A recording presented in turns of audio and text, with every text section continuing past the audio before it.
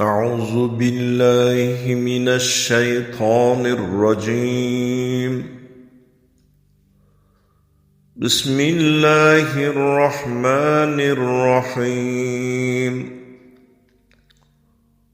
ولنبلونكم بشيء من الخوف والجوع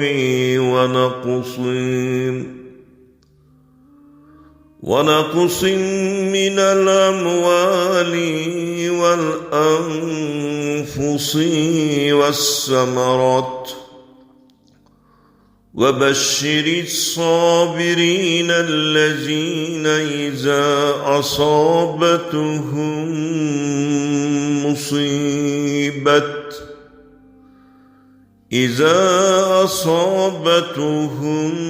مصيبة قالوا إنا لله وإنا إليه راجعون. صدق الله العظيم. بسم الله الرحمن الرحيم. الحمد لله رب العالمين، والعاقبة للمتقين، والصلاة والسلام على أشرف الأنبياء وإمام المرسلين سيدنا نبينا وعلى آله وأصحابه أجمعين. أما بعد. Assalamu alaykum aziz yurtdoshlar, hurmatli kuzatuvchilar. Mana 3-4 kun bo'lib qoldi. Men hech ham o'zimni tuta olmayapman. Musibatli kunlarni ko'p ko'rganman. Xo'rlik o'tgan kunlarni ko'rganman. Janozalarni o'qiganmiz. Yor birodarlardan judo bo'lganmiz. Lekin bunchalik tushkunlikka tushmagan edim. Odamlarni o'zim sabrga chaqiraman. Sabrli bo'lish, musibatga sabr qilishga ko'p da'vat qilaman. Lekin 16-dekabr kuni Moskva viloyatining Adinsova shahrida bo'lib o'tgan mudhish voqea, gunohlardan pok bo'lgan bir mushtipar onani otasiz katta qilayotgan farzandi, musofirchilikda qiyinliklarga chidab sabr qilib farzand katta qilayotgan onani farzandi, ya'ni biz Adash akammiz, Qobiljon akam ismlari, shu bolamizni vahshiylarcha pichoqlanganligi, o'ldirilganligi ijtimoiy tarmoqlarda ko'rsatildi, janozalari ko'rsatildi. Yer osmon yig'ladi, butun dunyo yig'ladi. Ha arab bo'lsin, ha ajam bo'lsin, ha musulmon bo'lsin, ha g'ayri din bo'lsin. Odamlar chidolmadi bu musibatni ko'rib, onani dardini ko'rib chidolganimiz yo'q. Jumladan men o'zimni ham to'xtata olmadim. Ko'p yig'ladim. Musibat og'ir bo'ldi. Men o'zim odamlarni sabrga chaqirganman. Lekin o'sha kundagi bo'lgan voqea, bola jon berayotgan paytda otasining nomini tilga olib, dada deb jon berganligi, dunyodan o'tib ketgan otasi ko'ziga ko'rindi.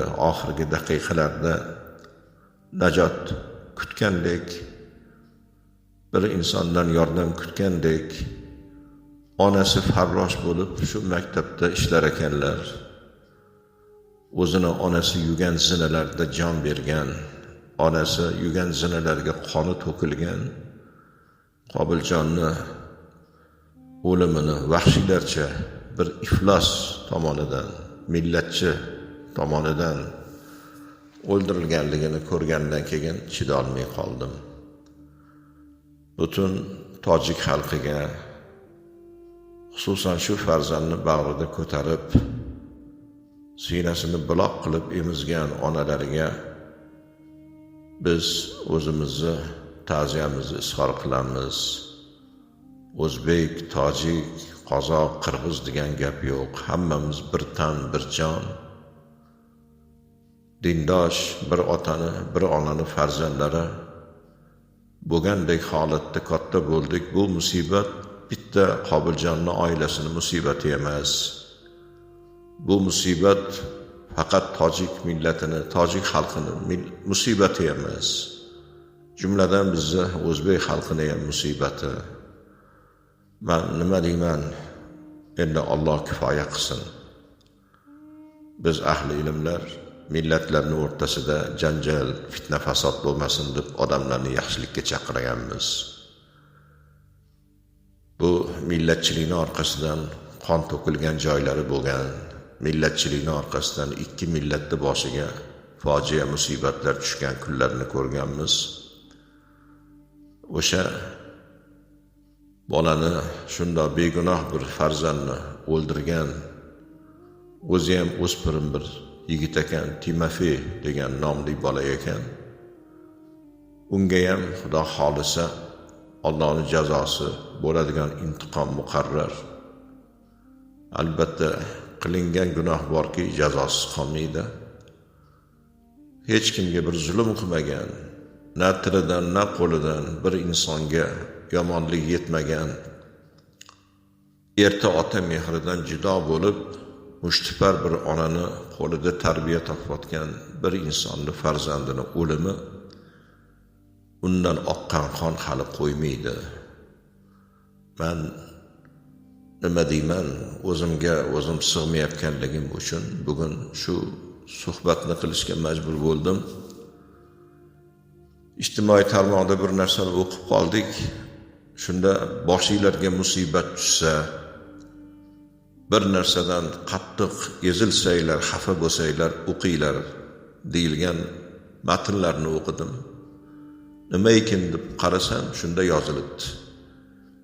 Ko'ringlar, sizlarga ibrat bo'lsin.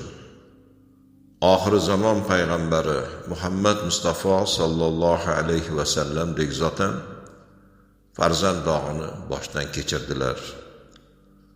7 farzandni Alloh bergan bo'lsa, bu farzandlarning hammasini janozasini o'qib qabrga qo'ydilar, magaramki bitta Hazrati Fatima onamiz otalarining vafotlaridan keyin 6 oydan keyin vafot qilgan ekanlar. Jami payg'ambarlarning xatmi kunandasi Muhammad Mustafa sallallohu alayhi va sallamni ham boshlariga shunaqangi musibatlik og'ir kunlar, farzand dog'idek, farzanddan judo bo'lishdek og'ir sinovlar tushgan ekan. Payg'ambarlarning boshidan o'tgan bu sinovlar, sahobalarning boshidan o'tgan bu sinov. Sarvari koinot payg'ambar Muhammad Mustafa sallallohu alayhi va sallamdan hadis borki, bir ona go'dak bolani ko'tarib Rasulullohning huzurlariga keldilar. Allohning Rasuli, shu bolamni haqqiga duo qiling. Men bundan oldin 3 ta farzandimni qabrga qo'ydim. 3 ta farzandni tug'ib, uni musibatini ko'tardim. Endi shu bolamni haqqiga duo qiling, bu o'lmasin deganlarda Rasululloh aytdilarki, 3 ta farzandni qabrga qo'ygan bo'lsang, seni do'zaxdan banan qo'rg'onlar bilan o'rab himoya qiladigan bo'pti. Shu o'tgan farzandlaring senga shafoatchi, qo'lingdan yetaklab jannatga olib kiradi dedilar. Yana kitoblarimizda zikr qilinadiki, qaysiki bir bandani bolasini jonini Hazrati Azroil alayhissalom olsalar,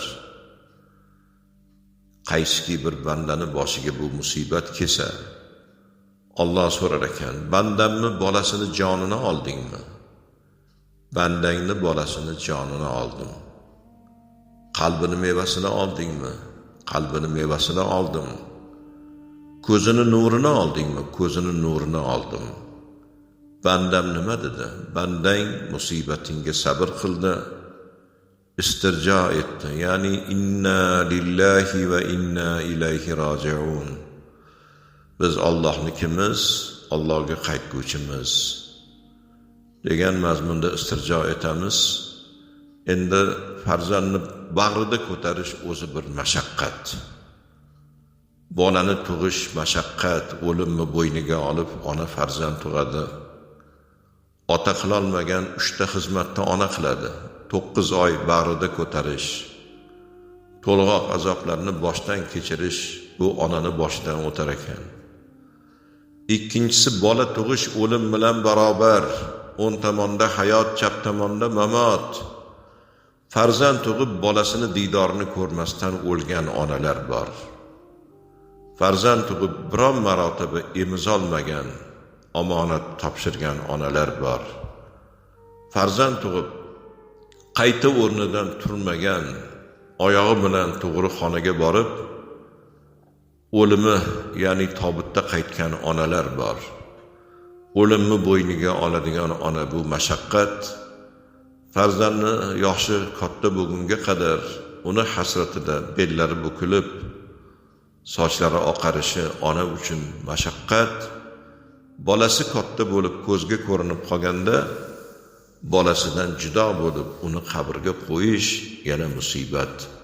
Rasulullohdan hadis borki, musibat bu musibat emas, musibatga sabr qila olmaslik musibat degan ekanlar. Shuning uchun butun tojik millatiga, dindosh birodarlarimizga qolaversa shu omonatni topshirgan haqiqiy jannati bo'ldi bu bolamiz, shahidlar maqomini topdi.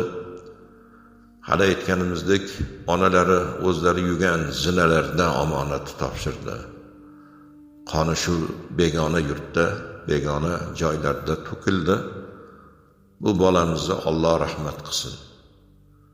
Jannatda ota-onasini qo'lidan yetaklab jannatga olib kiradigan, shafoatchi bo'ladigan farzandi solihlardan bo'lsin. Bu musibatning orqasidan Alloh yaxshi kunlarni ham ato etsin.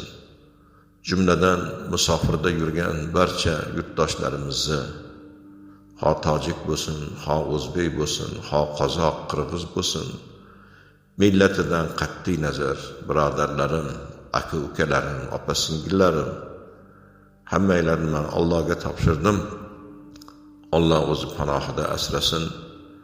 Ona vatan tuprog'iga sog' salomat kelib, farzandlarni rohatda ko'rishni Alloh nasib etsin. Bunaqa musibatli kunlar bo'lmagan.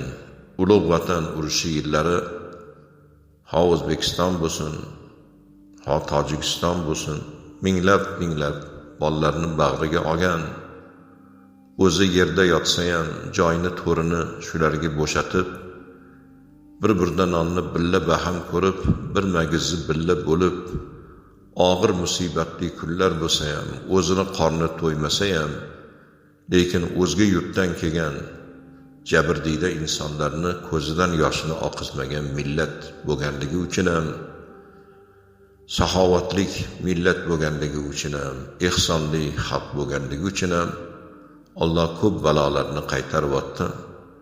Vaqtinchalik bu kunlar ham o'tib ketar. Musofirda yurganlar yana o'zini vataniga qaytar. Oqqan daryolar oqadi. Qo'ldan kelgancha rahbarlar harakat qilishyapti. O'zimizni yurtimizda, o'zimizni osmonimiz musaffo, osmonimizni tegida shu yurtda xizmat qilib, shu yurtda farzandlarni kamolga yetkazadigan, Xudodan so'raganlari ijobat bo'ladigan kunlar yaqin qoldi. Ilohim Alloh sizlarni o'z panohida asrasin. Yana bir bor meni ta'ziyamni qabul qilsin. Bu bolamizning onalari, butun tojik xalqi, yor birodar, dindosh birodarlarim. Musibat emas, musibatga sabr qila olmaslik musibat. Jannatul ma'voda Qobiljon bolamiz bilan diydorni Alloh nasib etsin. Vassalomu alaykum va rahmatullohi va barakatuh. Kamoli ehtirom bilan Toshkent shahridan Qobiljon qori Odiljon o'g'li.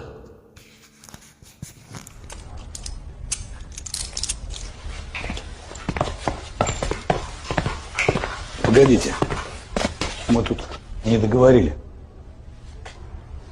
Слушай, майор, может, ты не в курсе, но когда во время войны к ним в Ташкент в эвакуацию таких, как твоя бабушка или моя мама, тысячами привозили, Так они, чурки эти, сами на голой земле спали.